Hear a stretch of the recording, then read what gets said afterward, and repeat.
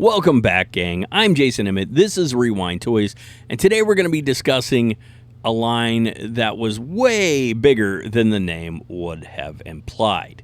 Yeah, today we're going to be talking about Micro Machines, the toy line that for a small period, it cracked me up, was kind of everything to me and my friends.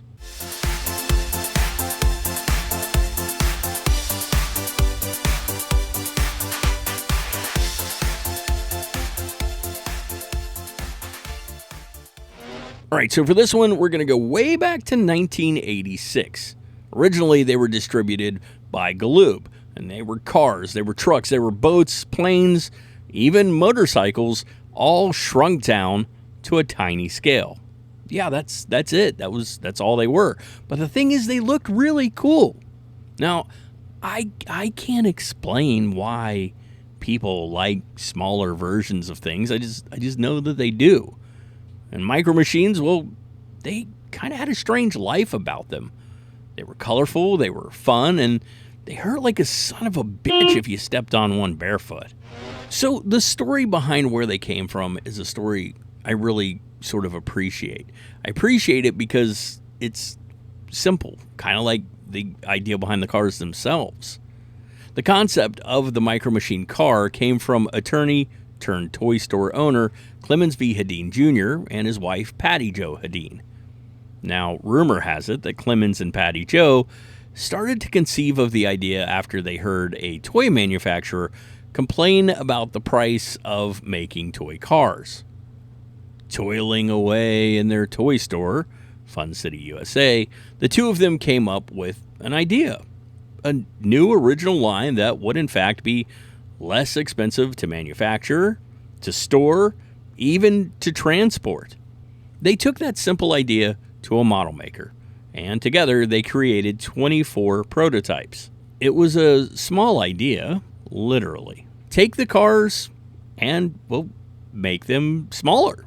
Less material meant less cost, and it also offered the opportunity for future toy releases to go along with these cars, like playsets. So with their scaled-down cars in tow, they presented their idea at the 1986 New York Toys Fair. So at this time, Galoob wasn't a large company, but they really were looking for a way to compete in the toy vehicle industry. So when they saw the Hedins' concept, they kind of knew they wanted it. So they offered them a contract right on the spot. The Hedins were ecstatic and they accepted, and Galoob took their concept and set it on the fast track for production.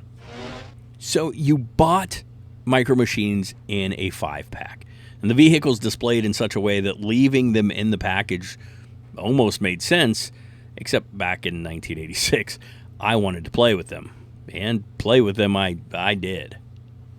I have very fond memories of collecting and trading these, seeking out specific cars and making deals with friends to swap cars. I also have this really fond memory of climbing up on like snowdrifts and snowbanks that the plow trucks had pushed over. And we would like smooth out trails and create tunnels. And we would race boats down those trails, my friends and I. That was something we actually did. And it was a lot of fun. I had this one boat. It was blue and it had like a white stripe down it. I believe it was called the Aqua Speedboat. And that was like my boat. That was the one to beat. Galoob, they'd taken a chance on these little cars, and that chance, well, it paid off big time, unlike the cars themselves. These tiny cars were a monster hit, and they eclipsed any other toy vehicle line in sales, selling more than Hot Wheels and Matchbox combined for a period of around 4 years.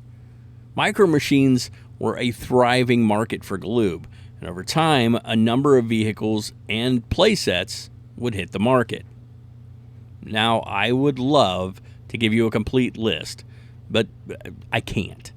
See, there's no exact number out there, but it's believed that the Galoob run had somewhere in the range of 6,000 different vehicles. There were cars from every era, from like the 50s all the way up to modern. I also mentioned boats, but there were planes, there were motorcycles, there were military vehicles. They even had a line of robots in 1993 called Z-Bots. Another thing they offered were pocket-sized folding play sets. And you could connect those play sets and create like whole towns out of them. What was also cool is that you could store things inside of them when you close them. I had quite a few of those as well. Micro Machines were making tracks in a big way, and it was about to get even bigger. See, the company began acquiring licensing deals with a few major names. This would allow them to bring movie and television vehicles to the market.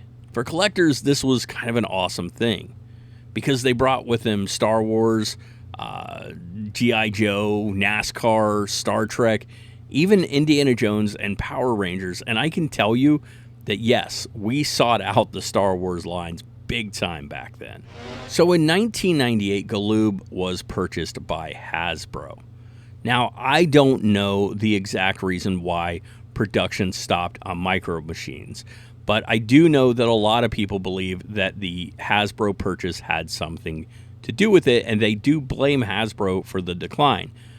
I don't know if that's true or not. I'm not sure what that would have to do with it, but what I do kind of suspect, if you take a look at Hot Wheels and Matchbox, one thing they do, and they do well, is they focus on the cars.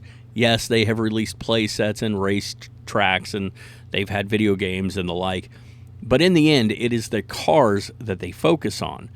And I sometimes wonder if the market of Micro Machines and all the accoutrement, all the different play sets and all the different movie lines and the robots and everything didn't become too much, and maybe they lost sight of what made them so special in the first place, which was just the cars.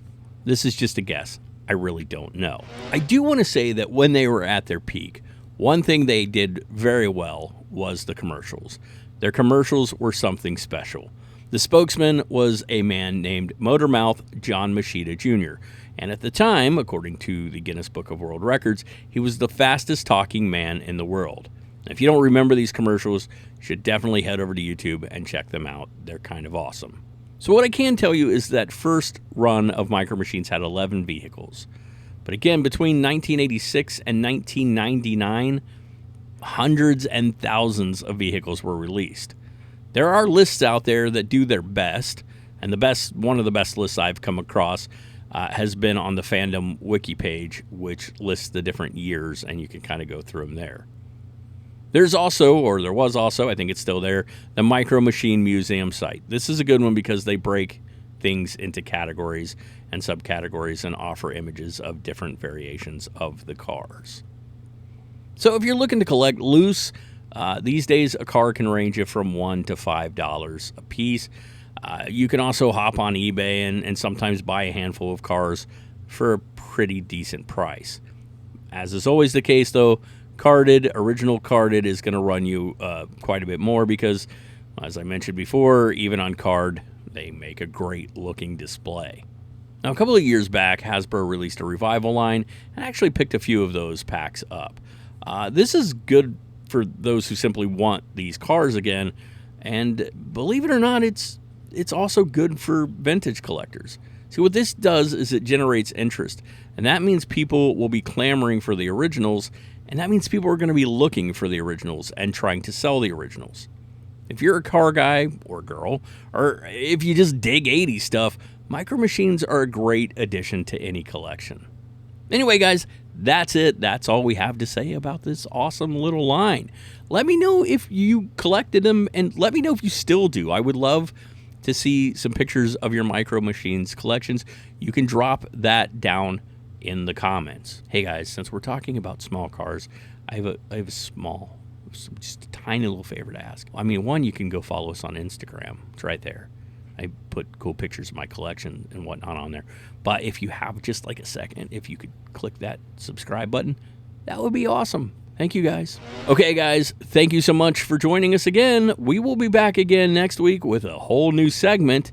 And until then, remember, when it comes to these awesome little micro toys, well, the hunt, it truly is half the fun.